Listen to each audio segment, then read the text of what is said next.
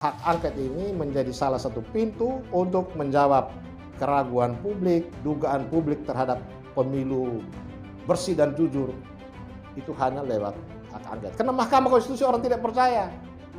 Di MK sejak perkara nomor 90, pandangan masyarakat terhadap MK menurut Profesor Jimli Asidiki, Mahkamah Konstitusi berada di titik nadir.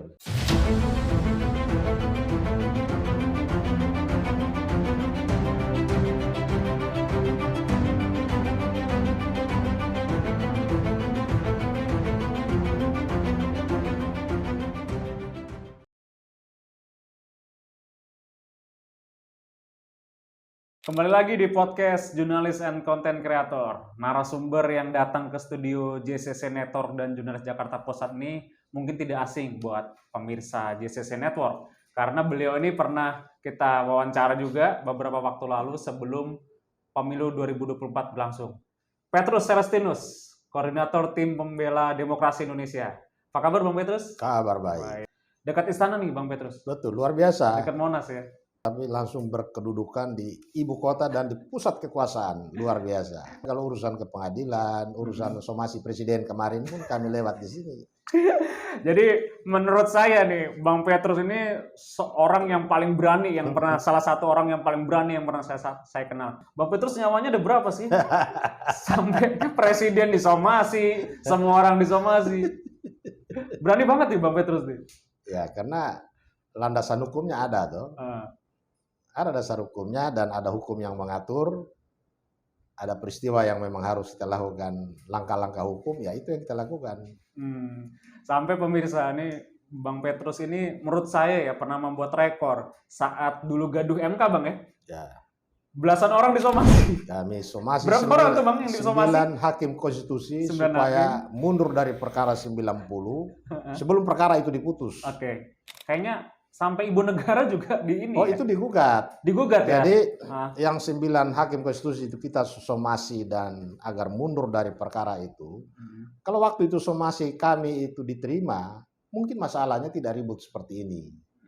Karena bisa dicegah toh. Tetapi ternyata somasi itu tidak digubris, maka tanggal 16, kami somasi tanggal 12 Oktober. Tanggal 16 Oktober Hakim Konstitusi memutus perkara 90 dan putusannya kabul. Apa sih yang membuat Bang Petrus saat itu begitu berani gitu? Kami pertama tidak merasa bahwa kami menjadi sosok yang menjadi perhatian publik ya. Karena yang kami lakukan itu sebetulnya hal yang biasa. Karena masyarakat kan diberi hak oleh undang-undang untuk mengawasi setiap penyelenggara negara dalam melaksanakan tugas dan fungsinya sesuai dengan sumpah jabatan dan sesuai dengan peraturan perundang-undangan yang berlaku. Jadi ketika kami mensomasi 9 hakim konstitusi itu adalah advokat-advokat yang juga merupakan bagian dari masyarakat. Karena oleh undang-undang mengatur bahwa masyarakat harus berpartisipasi mengontrol pengadilan, maka itulah tanggung jawab advokat melakukan kontrol, dan kontrol itu dengan cara mensomasi 9 hakim konstitusi itu karena kami anggap mereka 9-9-nya memiliki konflik kepentingan. MK menemukan fakta bahwa terjadi konflik kepentingan akibat hubungan keluarga yang dekat antara Gibran, Jokowi di dalam proses perkara itu, maka Anwar Usman diberhentikan dari Ketua Mahkamah Konstitusi. Itu menjadi salah satu bukti bahwa nepotisme dan dinasti politik sudah berada pada suprastruktur politik. Karena menyangkut pimpinan lembaga tinggi negara, di sana ada presiden, di Mahkamah Konstitusi ada ketua Mahkamah Konstitusi, memiliki hubungan famili, perkara juga keluarganya sendiri, sehingga kami bawa kasus nepotisme ini ke KPK untuk dicari apakah dalam proses perkara 90 itu terjadi nepotisme atau tidak. Jadi waktu itu bayangkan kami bawa hampir 20 nama ke KPK. Mulai dari nama Presiden Jokowi sampai dengan 9 hakim konstitusi, ya, termasuk Anwar Usman, sampai dengan Ibu Iriana, Gibran, Kaesang, Bobi Nasution, semua kena bicara tentang nepotisme. Nepotisme itu kan perbuatan yang dilakukan oleh penyelenggara negara untuk kepentingan keluarganya. Itu kan pemahaman nepotisme menurut undang-undang. Wartawan tanya, apakah TPDI melaporkan? Kami tidak melaporkan mereka. Kami melaporkan bahwa ada peristiwa nepotisme sebagai perbuatan yang dilarang telah terjadi di Mahkamah Konstitusi. Nah, untuk mengetahui siapa pelakunya bukan tugas kami, tapi tugas KPK. Nah, untuk mendapatkan siapa pelakunya, periksa 20 nama ini. Siapa tahu di antara 20 ini ada 1-2 orang yang terlibat. Tetapi sayangnya sampai sekarang KPK jalan di tempat. Menurut Abang kenapa tuh? Karena ya dia tidak berdaya. Kita yakin dengan kondisi seperti ini ya, nepotisme, kronisme sudah merajalela luar biasa, sudah mementahkan cita-cita reformasi, maka kasus ini tidak akan jalan. Abang kecewa kalau Oh, misalnya sangat kecewa. Sebab KPK itu kan bagaimanapun juga satu-satunya lembaga penegak hukum yang selama ini dipuji oleh publik. Karena dia masih bisa menjaga independensinya. Tetapi setelah revisi undang-undang, dan apalagi hari ini dia menjadi ayam sayur. Apalagi kami ini kan bekerja secara independen. Walaupun mungkin kami 1-2 orang ada di partai ini, partai itu. Tetapi apa yang kami lakukan itu tuntutan profesi. Ya.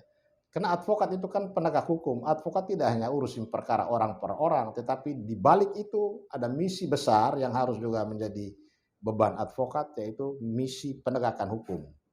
Kalau bicara penegakan hukum, dia tidak perlu harus ada kliennya. Tetapi ketika kepentingan masyarakat memanggil, kita harus mengambil bagian, kalau perlu terdepan. ibaratnya kemarin tuh kliennya adalah rakyat Indonesia, Rakyat Bang Petrus. Indonesia. Karena apa yang kami lakukan kemarin itu sama seperti yang kami lakukan tahun 1996 bersama Ibu Megawati. Tim Pembela Demokrasi Indonesia di tahun 96 itu bukan membela Ibu Megawati pribadi. Itu mulai munculnya dualisme PDI yang dirancang oleh Orde Baru, oleh Presiden Soeharto yang tidak menyukai eksistensi Ibu Mega di dalam dunia politik.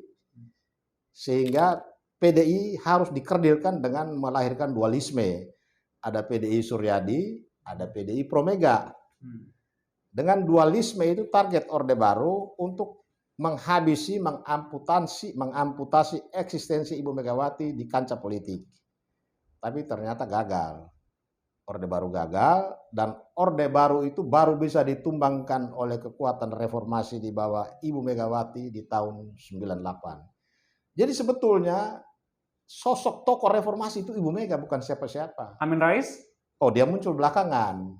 Di saat matang, baru orang-orang ini muncul. Pada saat babak belur, Ibu Mega dengan kondisi, kita tahu betul, ya Ibu Mega dengan kondisi ekonomi yang waktu itu juga tidak menjamin perjuangan itu berlangsung tanpa dukungan rakyat kecil. Meskipun anak presiden ya saat itu. Meskipun anak proklamator, sebagai anak proklamator ya. Tetapi dukungan rakyat kecil. Yang kita lihat rakyat kecil ada di belakang Ibu Mega itu jutaan. Advokat-advokat yang tergabung dalam tim pembela demokrasi Indonesia. Advokat-advokat senior itu perintahkan junior-junior harus ambil bagian. Nah, kami masuk di dalam. Waktu itu kan kami masih junior-junior di tahun 96 itu.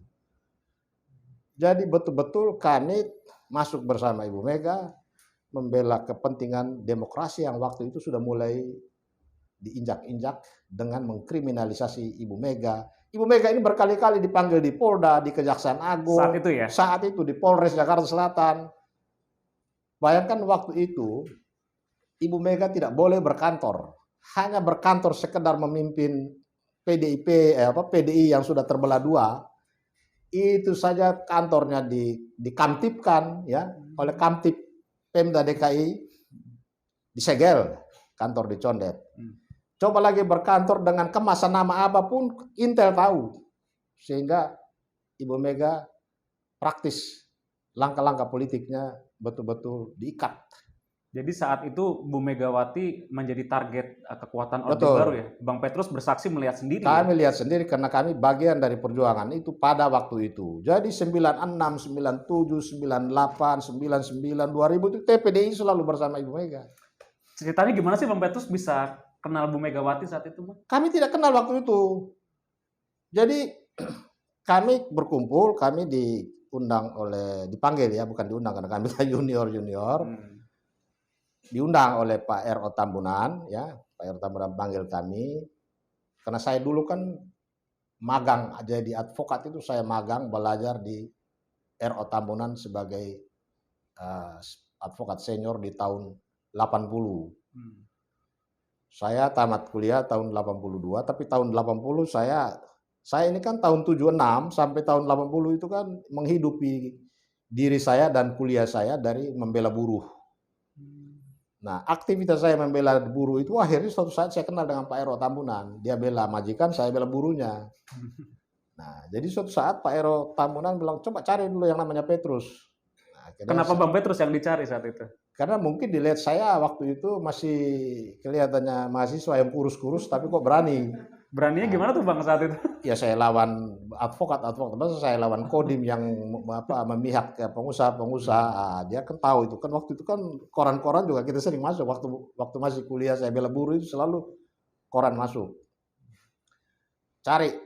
Akhirnya saya datang, Pak Ero bilang, Saudara Petrus, mau kerja di sini? Oh sangat mau Pak, memang saya selama ini tanpa Bapak tahu saya mengidolakan Bapak. Jadi saya sangat senang, tanpa gaji pun saya mau kerja Pak, saya bilang. Oh enggak, saya tetap kasih gaji kamu, walaupun kecil. Nah, tahun 80, 81, 82, begitu saya dapat kesempatan ujian skripsi jadi sarjana, setelah itu baru saya minta berhenti. Waktu itu kan pengacara-pengacara sekelas R.O. Tambunan untuk membantu Ibu Mega itu tidak banyak. Karena ini kan pekerjaan prodeo, tidak dapat bayaran, betul-betul murni pengabdian. Sampai kantor Pak R.O. Tambunan itu hancur. Klien-kliennya lari semua karena dapat intimidasi dari Orde Baru. Karena faktor Bu Mega itu? Klien-klien Pak R.O. Tambunan itu dianggap sebagai sumber keuangan yang mendanai kegiatan TPDI. Padahal tidak juga. Kegiatan TPDI itu waktu itu tidak ada uang, tidak dibayar, bahkan kami kalau mengurus persidangan di pengadilan, kumpul di rumah Ibu Megawati di Kebagusan, kami nggak ada tuntutan macam-macam, kami makan singkong rebus, ya, pisang rebus, minum aqua, dan makanan angkringan dari mana-mana itu ada di depan rumah Ibu Mega, di tanah yang kosong itu ada halaman itu penuh dengan angkringan yang kita boleh makan apa saja di situ. Tapi ya makannya bakso, mie ayam. Marahin banget lah Bang ya? Betul-betul marahin, gorengan-gorengan. Dan itu berlangsung di tahun 96, 97, 98, dan hampir tiap minggu masa itu membludak di Kebagusan. Jadi kita lihat luar biasa daya magnet Ibu Mega waktu itu, bagaimana orang bersimpati datang dari mana-mana. Ya, mungkin sumbangan untuk gerakan itu ya dari rakyat kecil, ada yang punya 1 juta, mungkin ada yang 200-300 ribu saweran, supaya bisa mengkonsolidasikan gerakan ini terus-menerus. Sosok Bu Mega saat itu seperti apa Bang Petrus?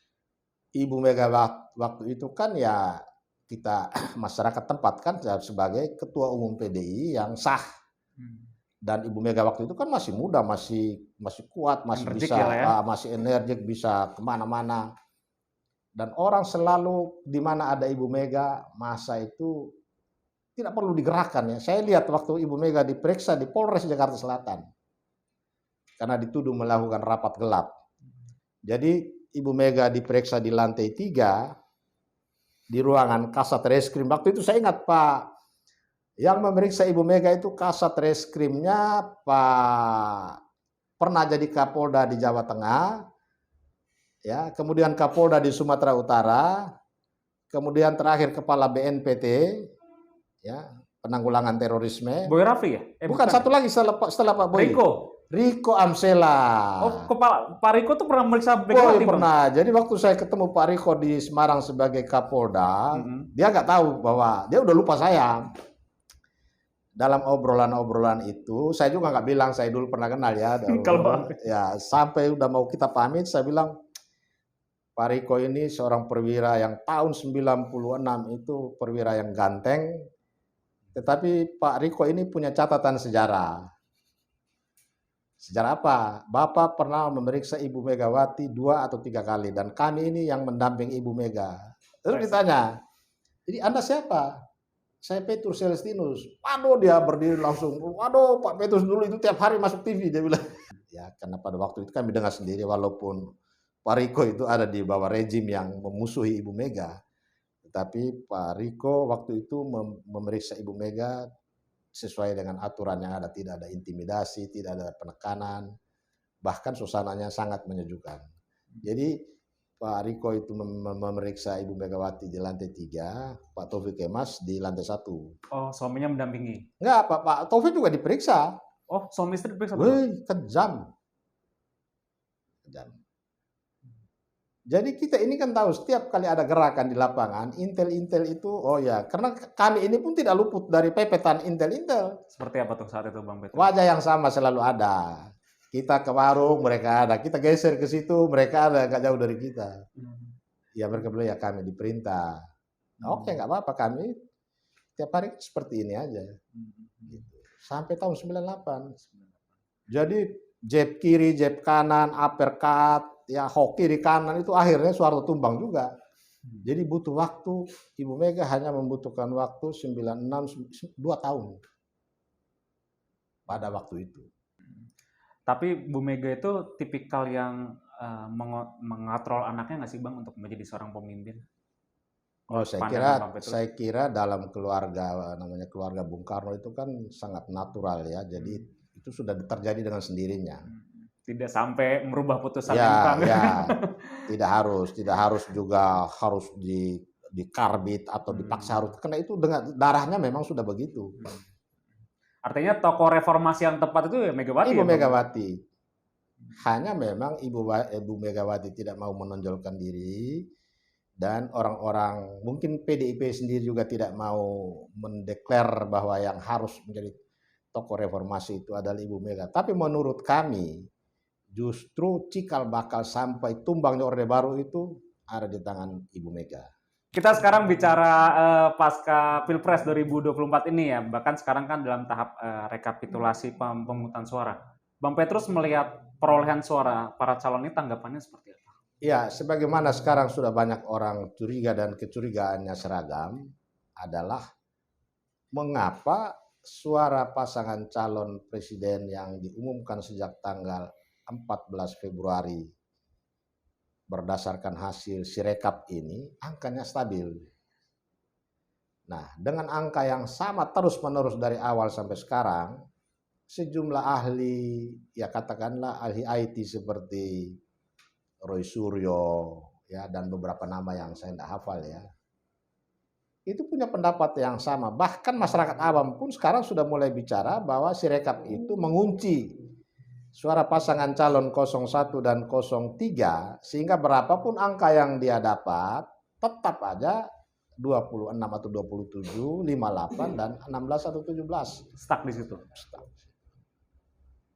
Karena itu namanya sistem yang direkayasa. Rekayasa itu artinya dibangun ya oleh ahli. Dan kita tahu sendiri di dalam perkembangan kemajuan teknologi informasi ya, atau IT ya, dengan undang-undang, kita punya undang-undang informasi dan transaksi elektronik, itu banyak orang pintar yang bisa mengubah sebuah kebenaran ya menjadi sebuah ya kepalsuan ya. Mereka bisa meretas seorang punya akun seolah-olah itu dari orang yang bersangkutan, padahal tidak. Dan masih banyak lagi hal-hal lain. Sehingga saya sendiri pernah tanya kepada Roy Suryo, mungkinkah teknologi yang menghasilkan Sirekap ini juga dirancang juga untuk memanipulasi suara hasil pemilu, ya, sebagaimana Prof. Roy Suryo menyatakan bahwa berapapun suara yang masuk tetap di angka itu, apakah di dalam alat yang disebut Sirekap ini dirancang juga untuk memanipulasi suara-suara itu? Menurut Prof. Roy, secara kemampuan bisa saja, sangat bisa. Nah, jadi kalau sekarang ini Sirekap ini menjadi biang kerok masalah, harusnya saya setuju dengan pernyataan mantan Wakapolri Bapak Ugroseno bahwa seharusnya sejak awal Sirekap ini harus diamankan Polri. Karena bagaimanapun kan dia hanya alat bantu, sebagai alat bantu yang mudarat, yang menimbulkan konflik. Ya, ini Sirekap ini sudah menimbulkan konflik di tengah masyarakat. Ya, sudah menimbulkan keonaran. Jadi kalau kemarin TPDI membawa Roy Suryo untuk melaporkan soal Sirekap ini ke Barreskrim, karena dalam pandangan kami bahwa kalau Sirekap ini dipandang mempunyai kemampuan untuk memanipulasi, maka apa yang dikatakan Profesor Roy Suryo bahwa suara yang muncul dari sejak awal melalui Sirekap sampai hari ini itu adalah berita bohong yang disebar, Hoax. hoax. Hasilnya itu, Bang? Diduga sebagai hasil manipulasi dari Sirekap itu, kata Prof. Roy Suryo. Nah, karena itu berarti ada penyebaran berita bohong, berita yang tidak sebagaimana mestinya, tidak sesuai dengan hasil yang diperoleh. Bahkan tim 01, tim 03, mereka juga punya survei internal yang sudah punya angka tersendiri yang menurut mereka Pilpres ini 2 kali putaran. Dan angkanya berbeda dengan ada yang di Sirekap itu? Berbeda sangat jauh. Nah, karena itu dicurigai sebagai sumber dari penyebaran berita bohong, maka kami bawa ke Barreskrim supaya ini diproses. Pertama, pengadaan Sirekap ini diduga bermasalah dari aspek korupsi, ya, karena tidak ada transparansi. Bahkan di kalangan ITB pun banyak yang mempertanyakan, kok diam-diam aja? Sementara pada pemilu 2019 dan sebelumnya melibatkan banyak orang.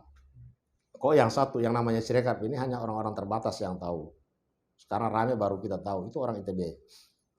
Yang kedua, di dalam MOU antara ITB dengan KPU itu ditegaskan di situ bahwa tidak ada biaya, ya, masing-masing biaya sendiri-sendiri. Tetapi kemudian beredar bahwa ternyata KPU mengeluarkan biaya yang kita dengar dan di media sudah diberitakan itu angkanya 3 miliar lebih, 3,5 miliar. Sepadan nggak sih, Bang, dengan jumlah yang dikeluarkan hasilnya? Ya tentu tidak sepadan dong, daya rusaknya lebih merusak persatuan bangsa. Hari ini kita lihat di lapangan, ya, ada demo sudah mulai bisa juga mengarah kepada antar suku, sudah mulai melibatkan, ada yang menamakan diri Indonesia Timur Bersatu lawan kelompok demo yang mempersoalkan Sirekap. Itu berarti dampak dari Sirekap ini sudah memenuhi unsur pasal 14 Undang-Undang Nomor 1 Tahun 46 tentang penyebaran berita bohong yang menimbulkan keonaran di tengah masyarakat, di mana masyarakat yang kelompok satu dengan lain sudah berhadapan-hadapan di lapangan. Itu yang kemarin kita datang ke Barreskrim melaporkan supaya Sirekap ini hasil penyelidikan Polri harus menjelaskan mengenai benarkah ada tuduhan sementara pihak bahwa Sirekap ini menjadi biang penyebaran berita bohong. Apa ada dugaan memang sengaja dibuat untuk itu? Bisa saja ya, bisa saja Sirekap ini dirancang untuk memenangkan pasangan calon tertentu. Karena dia itu kan teknologi yang dirakit, dirancang, dibuat oleh ahli-ahli dari putra-putri Indonesia kan sudah banyak. Logis nggak sih Bang Petrus dengan angka yang sejauh itu gitu? Saya pikir tidak logis ya, karena kalau kita lihat dari dinamika selama kampanye, kerumunan massa dari tim kampanye 03, tim kampanye 01 ketika baik Ganjar maupun Anies turun ke kampanye begitu masa ratusan ribu berkumpul lalu angkanya suaranya cuma segitu itu tidak masuk di akal, menimbulkan tanda tanya besar. Begitu juga perolehan caleg, ya, suara caleg dari partai-partai yang ada di partai pengusung itu tidak sebanding mereka partai dapatnya besar tapi kok begitu pilpresnya kecil. Itu juga menjadi salah satu faktor yang dipertanyakan oleh masyarakat. Jadi berbagai keadaan yang muncul, berbagai peristiwa, fakta yang muncul selama mulai dari sebelum Pilpres sampai dengan saat Pilpres kemarin sampai hari ini, itu akan menjadi amunisi yang sangat bagus untuk dilakukan penyelidikan oleh panitia hak angket DPR yang sekarang sudah dirancang, sedang disiapkan. Karena hak angket ini kewenangannya tidak dibatasi. Dia yang penting, ya, unsurnya juga terlalu sederhana untuk melahirkan sebuah panitia hak angket. Maka hak angket ini menjadi salah satu pintu untuk menjawab keraguan publik, dugaan publik terhadap pemilu bersih dan jujur, itu hanya lewat hak angket. Karena Mahkamah Konstitusi orang tidak percaya. Di MK sejak perkara nomor 90 pandangan masyarakat terhadap MK menurut Profesor Jimli Asidiki, Mahkamah Konstitusi berada di titik nadir. Artinya kepercayaan masyarakat sudah kosong karena di sana ada nepotisme. Unsur Anwar Usman sebagai ipar Presiden Jokowi atau sebagai paman Gibran, dia masih ada di sana. Walaupun dia tidak ikut menyidangkan perkara-perkara tertentu menurut putusan MK, termasuk sengketa Pilpres nanti, tetapi karena dia masih ada di dalam, potensi untuk terjadi mempengaruhi satu dengan yang lain itu masih sangat mungkin terjadi. Sehingga langkah membawa perkara ke MK itu sebetulnya tinggal menghitung hari kematian. Gitu. Sama aja buang-buang Iya, tenaga. buang energi, karena sehingga orang sekarang lebih, masyarakat menunggu itu hak angket. Karena hak angket itu transparan, semua soal yang menjadi kecurigaan publik saat itu bisa diajukan dan dijawab di sana. Bang Petrus, jika melihat peta kekuatan politik 01 dan 03, apakah mereka mampu untuk membangun kekuatan melakukan hak angket? Kalau 01, 03 bersatu, bisa. Mereka lebih banyak. Tetapi satu hal juga yang harus, jangan sepelekan. Ya.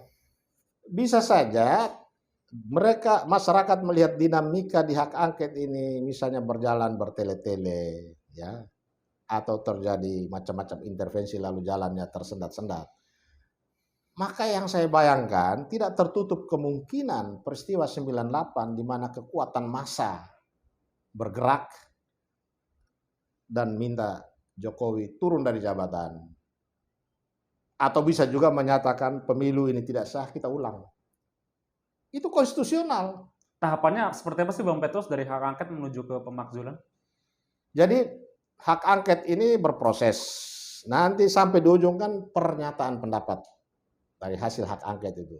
Kalau sudah masuk kepada pernyataan pendapat oleh DPR sebagai buah dari hak angket, maka itu bisa mengalir menuju ke pemakzulan di Mahkamah Konstitusi. Dan itu diatur di dalam Undang-Undang MD3 itu. Ya, pasal 79 mengenai hak angket DPR itu, di pasal 79 itu di ayat 4 kalau saya tidak salah itu, bahwa hak interpelasi atau hak angket itu akan berlanjut ke pernyataan pendapat. Dan pernyataan pendapat itu akan berujung kepada pemakzulan.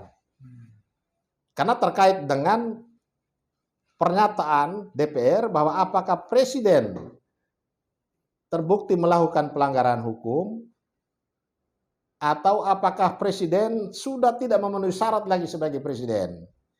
Dalam hal presiden berada dalam salah satu dari dua kondisi tadi, yaitu presiden telah melanggar hukum, ya, melanggar hukum itu termasuk mengkhianati negara, melakukan tindak pidana korupsi, ya, melakukan suap atau melakukan tindak pidana berat lainnya. Ya, dalam hal presiden melakukan itu, presiden bisa di-impeach. Yang kedua, dalam kondisi presiden tidak lagi memenuhi syarat untuk menjadi presiden. Misalnya sekarang kan dia menjabat sebagai presiden. Ternyata dari hasil angket, ternyata presiden ini banyak melakukan pelanggaran undang-undang ini, undang-undang itu. Sekarang aja sudah mulai soal undang-undang APBN, bansos terkait dengan kampanye Pilpres. Ya. Itu kan kaitannya dengan undang-undang keuangan negara. Presiden itu sebagai kepala pemerintahan, ya, sebagai kepala pemerintahan dia bertanggung jawab atas pengelolaan keuangan negara. Walaupun diserahkan kepada Menteri Keuangan dan juga oleh Menteri Keuangan didistribusikan kepada setiap kementerian. Tetapi tanggung jawab utama, apalagi presiden langsung turun membagi-bagi bansos dari uang APBN itu.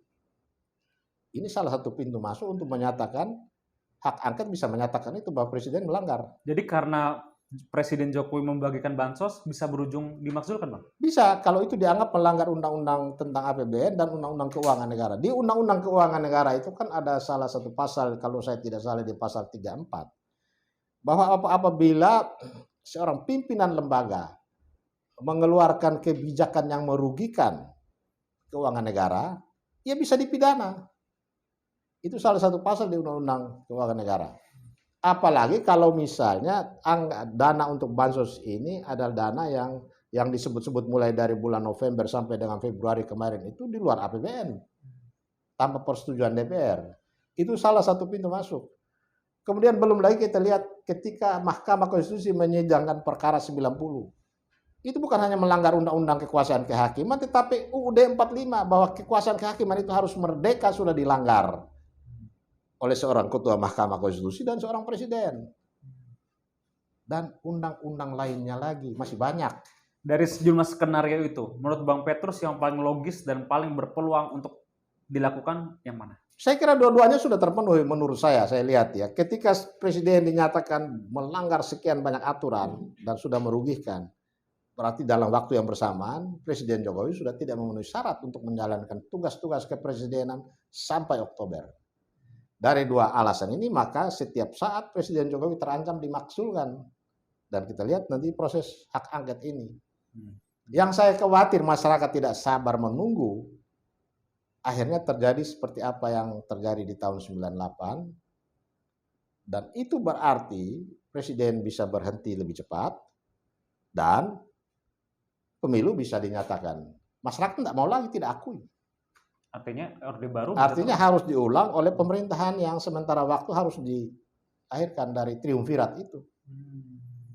Nah, itu yang harus betul-betul dijaga. Kalau pemerintah katakanlah sekarang ini anggap enteng dengan suara rakyat, ya syukur-syukur rakyat masih menahan diri. Yang kita khawatir rakyat tidak bisa menahan diri. Baik, Bang Petrus dalam salah satu pemberitaan di media massa kemarin sempat menyinggung ada dugaan politik transaksional di balik rencana hak angket. Itu seperti apa sih, Bang? Ya, jadi begini, saya melihat hak angket ini kan dalam proses pematangan. Dalam proses pematangan itu mestinya DPR di sana itu harus diperkuat. Siapa yang memperkuat DPR? Pertama masyarakat. Kalau masyarakat itu kita tidak ragukan dukungan terhadap hak angket. Mayoritas ya, mereka mendukung hak angket. Kemudian kalau hak angket ini yang sekarang sedang berproses ini kemudian seperti Nasdem mengusulkan bagaimanapun harus ada perjanjian dengan PDIP. Menurut saya ini langkah yang kontraproduktif karena urusan hak angket ini kan adalah urusan hak anggota DPR dan untuk melindungi kepentingan rakyat. Jadi yang harusnya menuntut harus ada perjanjian itu adalah perjanjian antara rakyat dengan wakilnya di sana. Bukan urusan partai. Partai hanya dalam posisi memfasilitasi anggotanya di DPR melalui fraksi yang ada.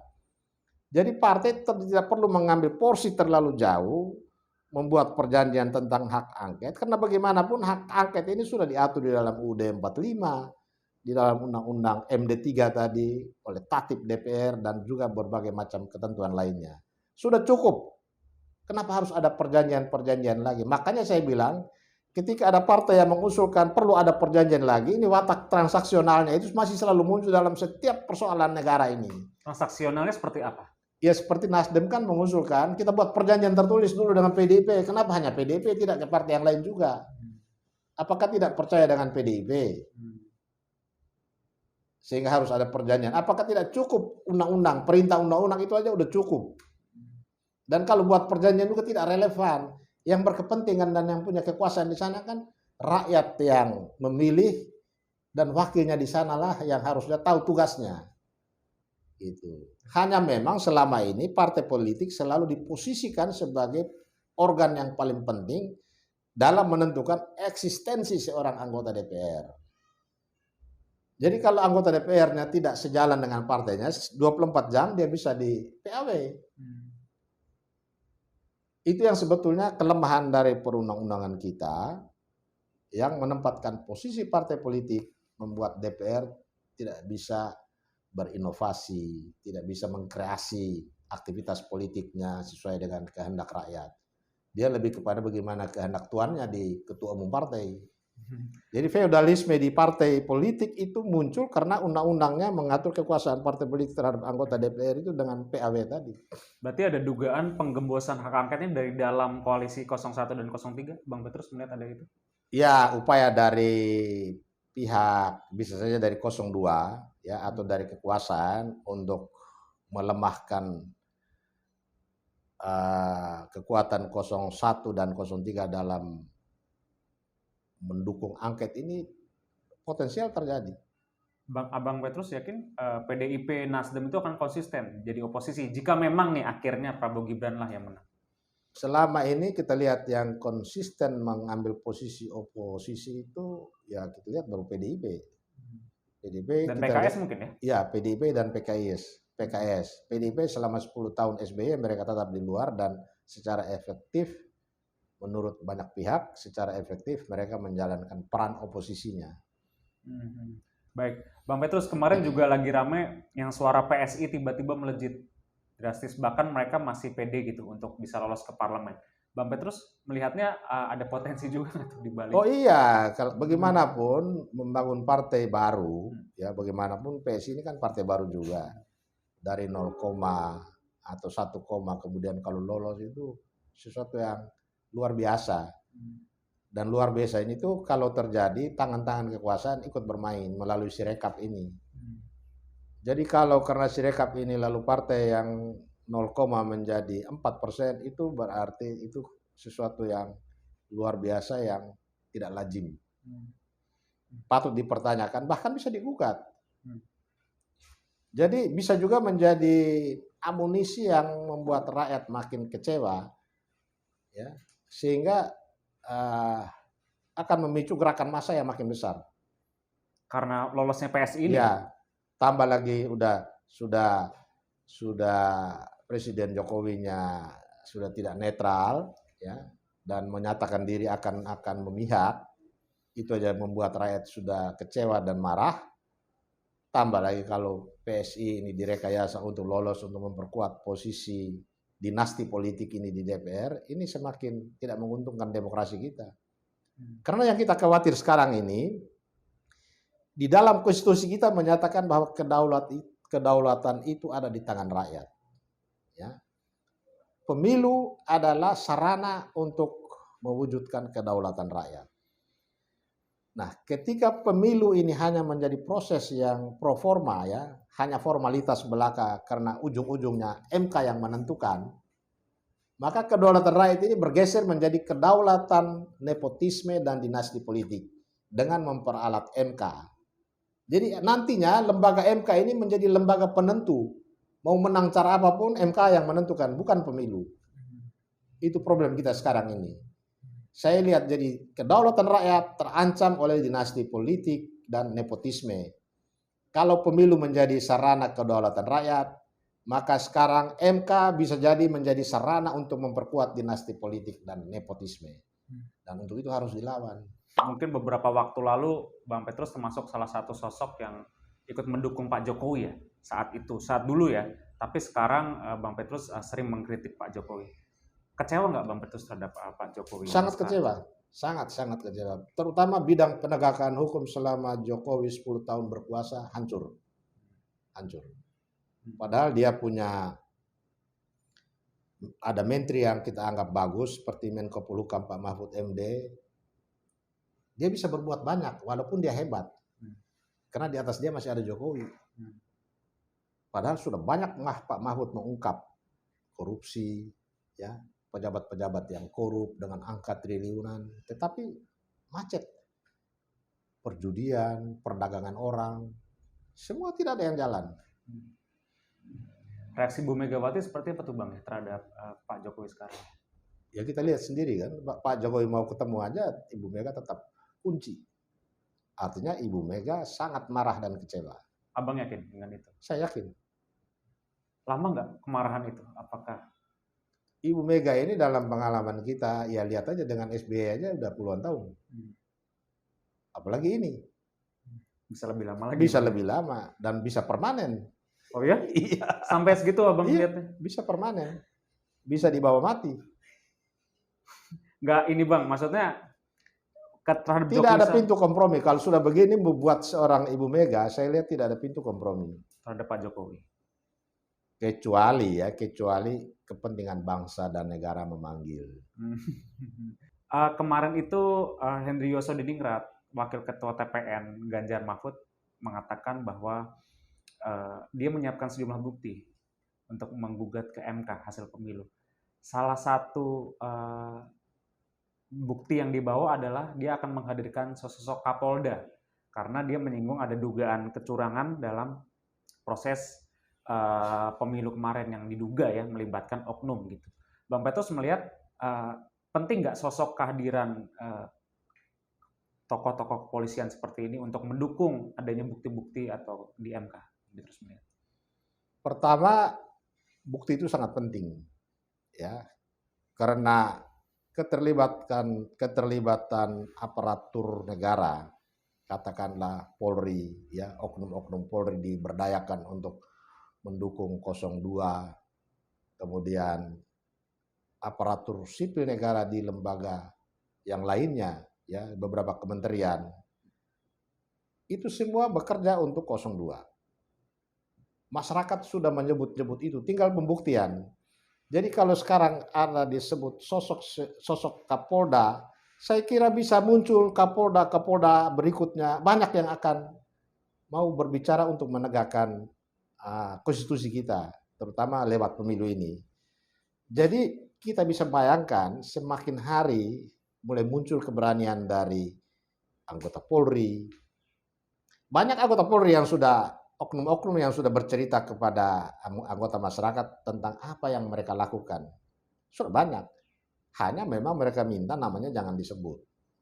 Jadi kalau sekarang udah tingkat Kapolda mau jadi saksi itu luar biasa dan saya yakin akan bertambah. Tidak hanya Kapolda. Bisa juga dari TNI, bisa juga dari kementerian lain, dirjen-dirjen atau pejabat-pejabat di desa-desa. Sekarang aja beberapa aparat di KPU daerah sudah memberi kesaksian, memberi pernyataan di depan masyarakat tentang apa yang mereka alami. Mereka diintimidasi, mereka diperintah harus ini dan itu. Dan itu semua sudah dikumpulkan oleh tim hukum, baik tim hukum 01 maupun tim hukum 02. Jadi perhatian masyarakat terhadap upaya ke MK, meskipun MK ini dalam kondisi menurut pandangan kita tidak benar-benar merdeka, karena masih ada si paman di sana. Tetapi masyarakat akan memantau terus gerakan-gerakan ini di MK, dan juga masyarakat akan memantau apa yang terjadi di hak angket di DPR. Jadi dua pintu ini akan menentukan hitam putihnya demokrasi kita pasca pemilu ini. Jadi 20 Oktober siapa yang akan dilantik nih Bang Petrus? Ya kita lihat aja. Bisa juga tidak ada yang dilantik. Oh, ada ini Bang? Ada indikasi ke situ? Loh ya kita lihat aja dulu peristiwa 98. Soeharto sebelum jatuh masih gagah berani menyatakan begini begitu, tahunya mundur juga. Oke, Bang Petrus, harapan Bang Petrus terhadap proses pemilu ini yang sekarang sudah mendekati. Ya terutama ya pemerintah Presiden Jokowi ya kembalikan keadaan ini ke jalan yang benar lah, ya. Toh masih ada waktu juga untuk memperbaiki. Presiden Jokowi masih ada 7 atau 8 bulan. Masih ada waktu untuk kembali ke jalan yang benar. Pesan untuk Presiden Jokowi juga termasuk tuh ya? Ya, kembali ke jalan yang benar. Presiden Jokowi, Gibran, karena bagaimanapun mereka ada dalam kekuasaan dan kekuasaan yang mereka jalankan sekarang ini adalah kekuasaan yang lahir dari membangun dinasti politik dan nepotisme yang paling parah itu sudah masuk lintas lembaga tinggi negara, ya sudah masuk lembaga tinggi negara, diperkuat lagi dengan kroni-kroninya ada di mana-mana. Jadi ini lebih dahsyat dari nepotisme dan kronisme yang terjadi di era Orde Baru yang diruntuhkan oleh reformasi tahun 98. Jadi apa yang diruntuhkan oleh reformasi tahun 98 itu sekarang muncul lagi. Apalagi mengarah kepada